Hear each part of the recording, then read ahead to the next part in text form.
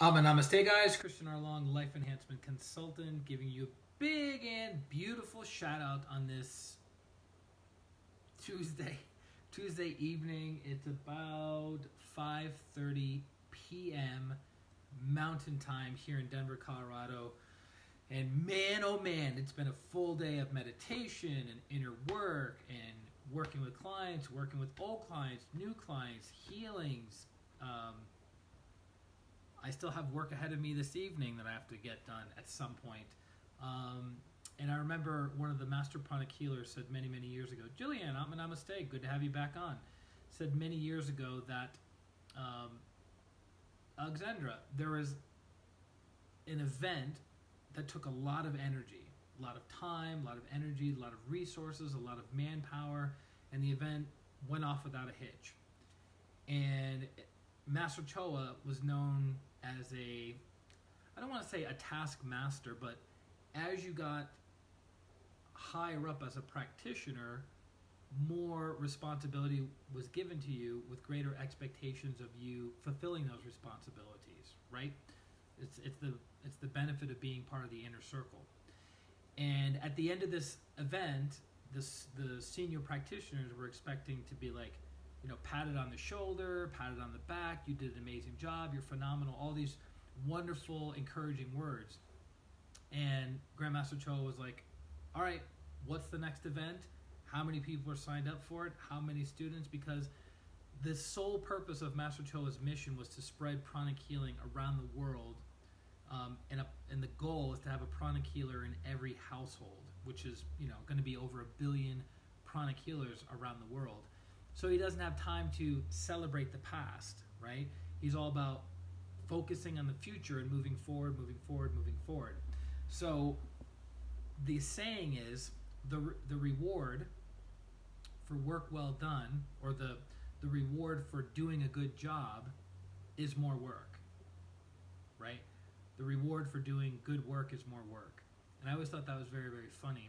But when you think about it, it's like, what's the purpose of doing your spiritual practice and meditating and developing a huge aura and huge chakras and awakening the latent abilities, talents, and skills within you if you're just going to sit on your butt? What's the purpose, right? It's like, oh, I feel so blissed out all the time. This is amazing, right? But are you using your energies, your skills, your talents, and abilities to help other people, to alleviate the pain, the sorrow, and suffering of other people, right? So from last night's talk, we spent almost an hour. The stream was 53 minutes, and I was like, 53 minutes after I was done uploading it to Facebook, and then I haven't put it on YouTube yet. Tora, namaste, son. What's going on? My buddy that I crashed at his place in San Diego. It's good to see you on here. And we, if you guys haven't figured out, Amber, namaste. If you guys haven't figured out, when we do these live streams on Facebook, it's loaded down to my phone, and then I upload the videos to YouTube. I have a YouTube channel, ChristianRLong. What a surprise, I know.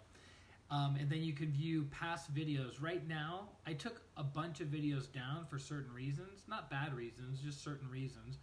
And so I think now we got about 156, roughly 156 videos talking about energy healing, meditation, practical spirituality, the teachings of Grandmaster Choa Koksui, pranic healing, or Hatha yoga.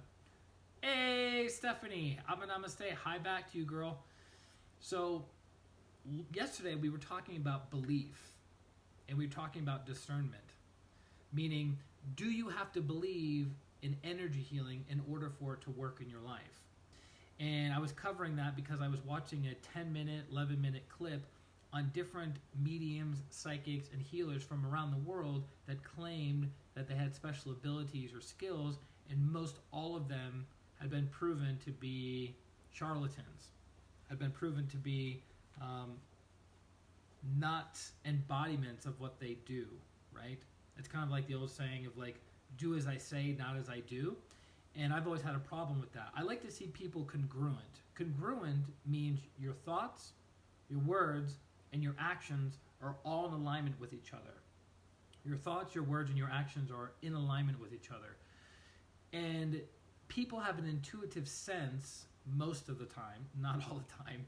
They have an intuitive sense when someone is being incongruent. So I'll give you a perfect example that many women on this stream can relate to. Have you ever had a guy come up to you and he comes up in a way that is, what's another way of saying it? Creepy. He comes up like he wants to be friends with you, but you know in the back of your mind that he wants more than friendship, right? There's a level of inconsistency. There's a level of incongruency. And you get this weird, creepy vibe from that guy, right? Because you don't know what his intentions are. So that would be incongruency.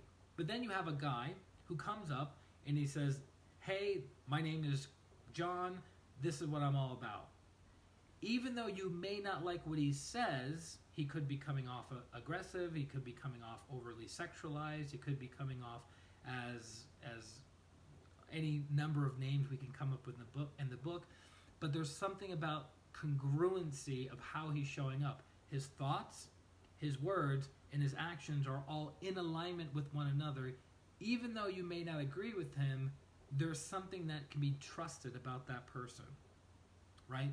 But as soon as we start seeing an incongruency between what a person thinks, says, and does, we lose trust in them. We want to withdraw our energy, and we don't want to spend time with them. Michelle, Atma Namaste.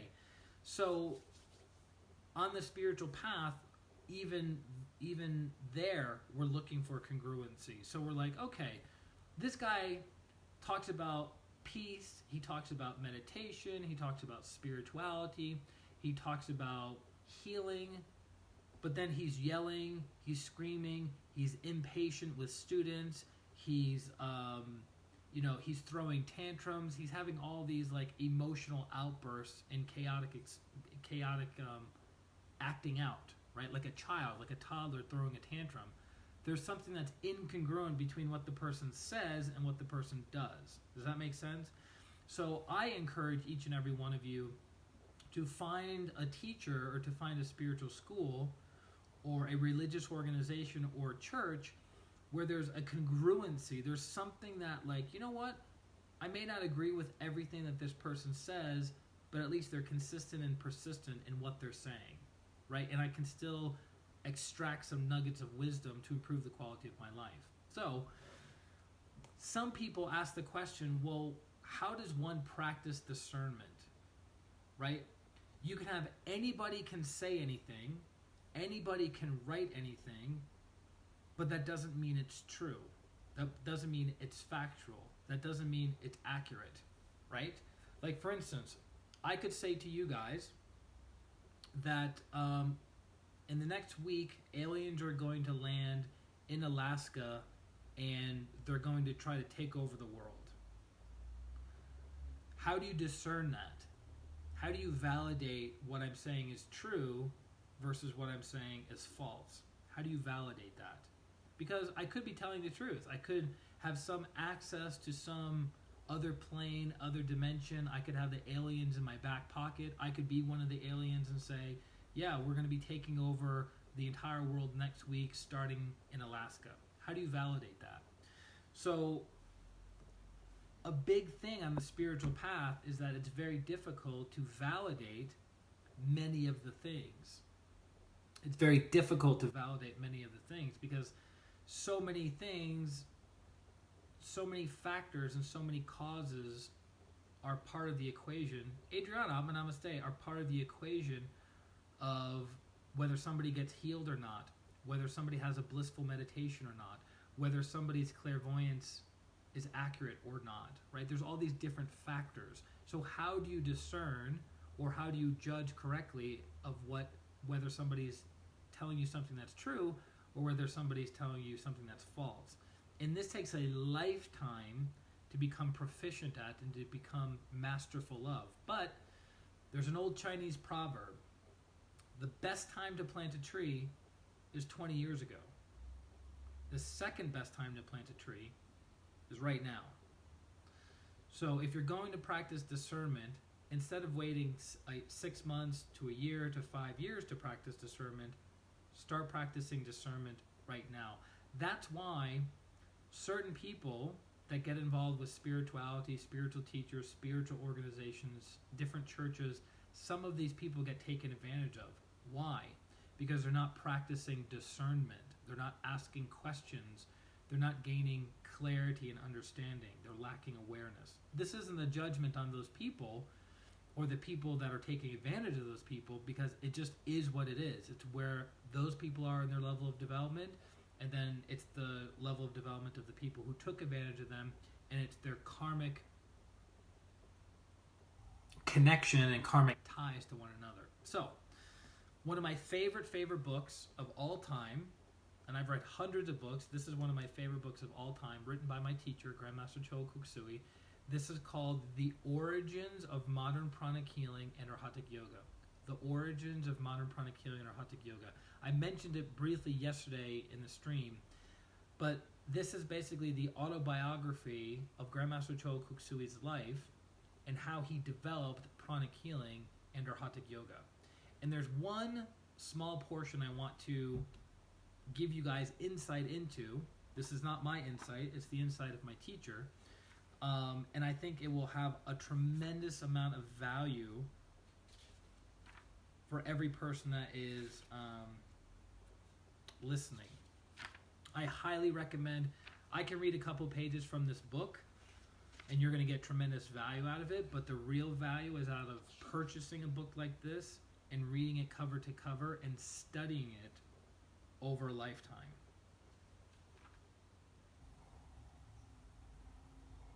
So,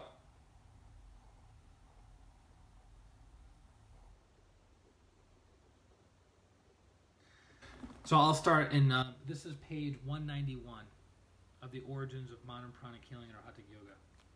Spiritually evolve rapidly, not for the sake of pride or spiritual liberation. Accelerate your spiritual evolution so that you can be of greater service to others, so that you can become a better divine servant. That should be your primary purpose. Be of service to others to become a humble servant of the planetary God, to serve, to serve, to serve.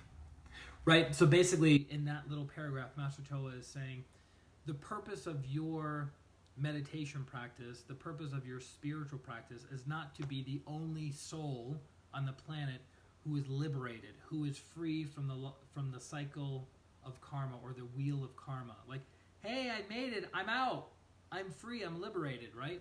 But to be of assistance to other sentient beings who are suffering, who are in pain, who need assistance. Dean, Atma Namaste, bring in the heat. Does that make sense? So here's, I'm telling you, like these couple pages, you could study and reread like a dozen times. I've read this book several times, and I've read these few pages much more than several times, and it just blows my mind, like so powerful. So, page 191, Origins of Modern Pranic Healing and Arhatic Yoga. Maintaining the purity of the teachings, meaning the teachings that the teacher writes down, puts in a CD, puts in a class, right? The purity of the teachings. When the teaching is transmitted from the Satguru to the disciple, the distortion of the teachings, the degeneration of the teachings is inevitable due to the limited spiritual and intellectual capacity of the disciple. From the primary disciple to the secondary disciple to the tertiary disciple, more and more degeneration occurs. The teachings become more and more degenerated.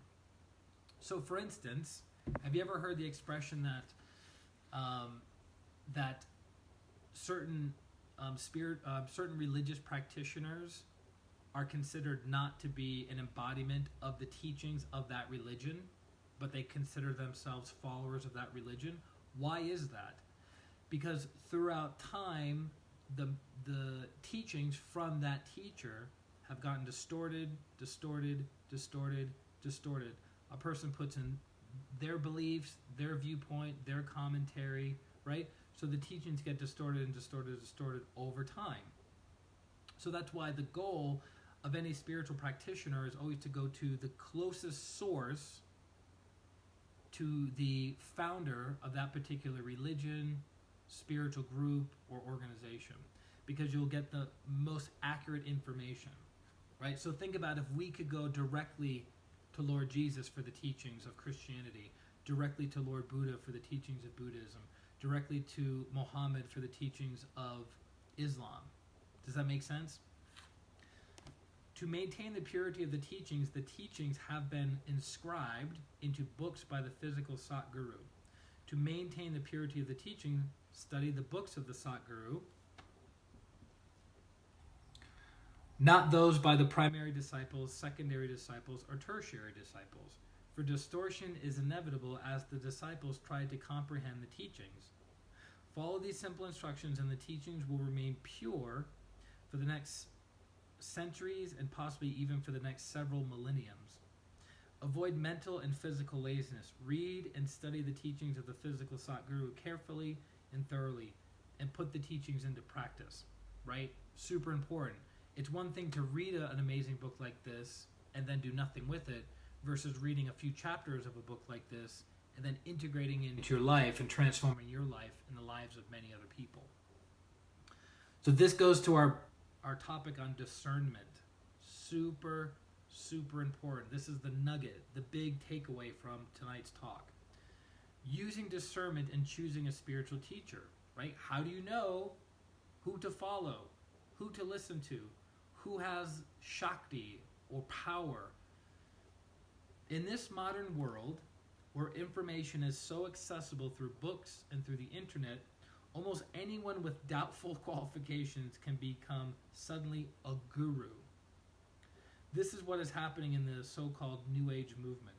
Someone is channeling or receiving inner transmission from holy masters, from the Green Tara, and who knows from what other sources.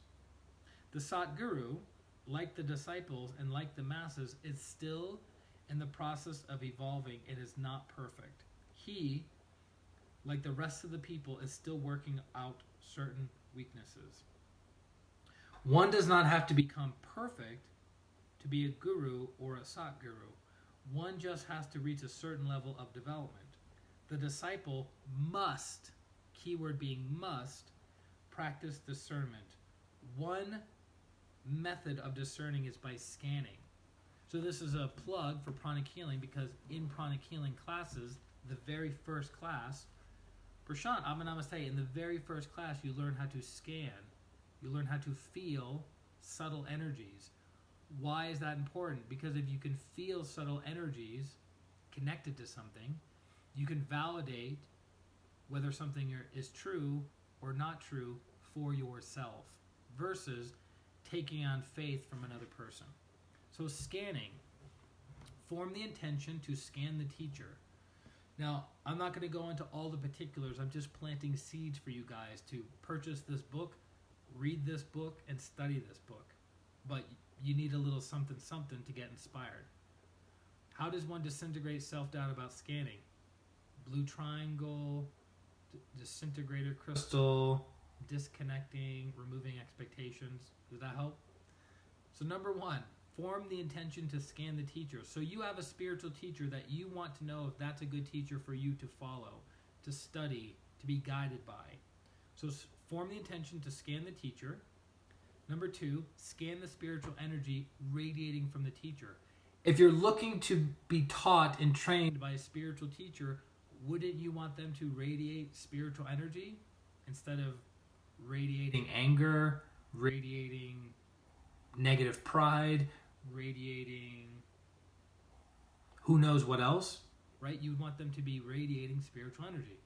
Number three, scan if there is sufficient spiritual energy. They could be radiating spiritual energy, but maybe it's just a little bit. My voice is going in and out, huh? Let me move it over here.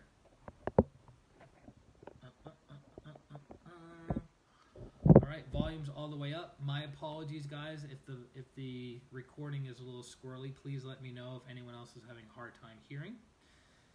Number four, scan the sides of the spiritual cord of the teacher. So on the top of our head, to way above the crown, we have our spiritual cord that connects us to our higher selves, right? So if you're looking to merge with your higher self, if you're looking to have yoga or union between your little self and your higher self, right? That's what yoga is. Don't you want to be taught by somebody who has a high degree of connection to their higher selves? Yeah, would make sense. So you would want your spiritual teacher to have a big spiritual cord. Number 5, scan the size of the crown chakra of the teacher. Again, the crown chakra is the entry point for spiritual energy. If the teacher has a little crown chakra, or a crown chakra that's smaller than yours, their ability to impart or to transmit spiritual energies will be minimal. Number 6, scan. This is a huge one. Number 6, scan for pride. Right? So scan the energy of pride within that teacher. Again, you imagine them in front of you and you just scan. Scan the energy of pride. Why is that important? Because if the teacher has a lot of pride, they are going to be less effective in leading you properly on the spiritual path. Meaning there's going to be a lot of filters and blockages and obstacles in their way of perceiving the world clearly. It's kind of like having a windshield in a car that's dirty, that's covered in mud. And you're trying to have a person describe to you what's outside the windshield. If they have a clean windshield, what they describe will be accurate. If their windshield is muddy, what they describe will be inaccurate, right? Number 7, scan for self-delusion. This is a tough one. It's a tricky one. See, it's not easy being a Sat Guru or spiritual teacher or a great spiritual teacher. They're very, very, very rare. Scan for self-delusion, right? So self-delusion is, again, not seeing something accurately. Maybe the teacher thinks he's smarter than he really is. Maybe he's making up answers as he goes instead of knowing the correct answer for the student to help the student move their life forward. Number 8, scan for anger and hatred. Obviously, if you want to be led by a spiritual teacher, by a guru, by spiritual teachings, by a spiritual organization, you would want to make sure that the teacher is not filled with anger and hatred, because that energy will be imparted into the students. Does that make sense? It would be kind of weird of saying, I want to be more loving, I want to be more kind, I want to be more patient, I want to be more tolerant. And then you look at the spiritual teacher of an organization and they're screaming, they're yelling, they're arguing with other disciples, they're arguing with other organizers, other members of society. It's not congruent, right? We talked about that earlier. And then lastly, number 9, scan for malicious intention. It's funny, I've read this a bunch of times, but now reading this again, scan for malicious intention. Interesting. What if the intention of the spiritual teacher is to get your money, is to get your resources, is to get sexual satisfaction, is to gain power, right? Scan for malicious intention. That's really, really good to understand, right? This is a key point. Yola, Saba Namaste. This is a key point, a big nugget, a big takeaway. Those who refuse to practice discernment, meaning those who refuse... I'm experiencing the same audio issues. Huh. All right, guys, I will look into that. My apologies. Not quite sure. And I'll look at the replay to see if it's cutting in and out. Those who refuse to practice discernment, those who refuse to see will be fooled. Life is governed by the law of change. Even the disciples of the Sat Guru. Really? How can the volume be low? Weird. All right. Let me finish up this paragraph, guys, and then we'll cut it for today, and I'll replay. Life is governed by the law of change. Even the disciple of the Sat Guru will change, sometimes for better, sometimes for worse. Some may fall and degenerate. Always check and recheck. Do not just base your perception on reputation, for everything is subject to change. Everything is subject to change.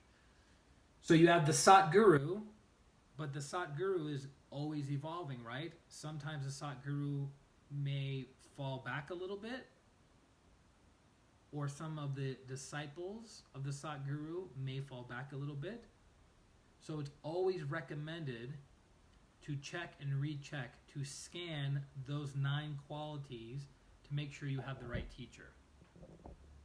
And for those who fail to do that, you will be fooled. So, my apologies, guys, if the audio is squirrely, it's not coming in clearly. I'm not sure. It could be on my end. If that's the case, I'll start using these in the future, like I used to help. But that being said, if you are in need of healing, go to ChristianRLong.com, ChristianRLong.com, sign up for a distant pranic healing session, and let us transform your life for the better. And that's it, guys. I will bid you farewell for tonight.